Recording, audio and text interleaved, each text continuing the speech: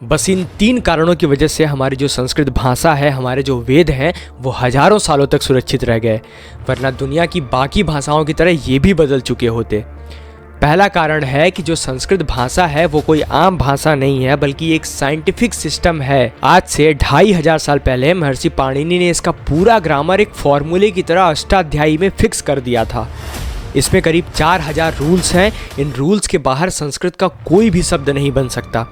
इसलिए संस्कृत लोगों की सुविधा के हिसाब से नहीं बदलती, बल्कि नियम के हिसाब से चलती है। इसी वजह से हमारे वेदों के मंत्र और ऋग्वेद का मंत्र अग्निमीळे पुरोहितम, जो कि हजारों साल पुराना है और आज भी उसी रूप में पढ़ा जाता है, उसी अर्थ के साथ, बिना किसी बदलाव के। दूसरा कारण है हमारी श्रुति परंपरा, यानी सुनकर याद रखने की परंपरा। हमारे यहाँ वेदों को पहले लिखा नहीं जाता था, बल्कि गुरु अपने शिष्यों को एक एक शब्द, एक एक स्वर, एक एक उच्चारण बिल्कुल सही तरीके से रटवाते थे।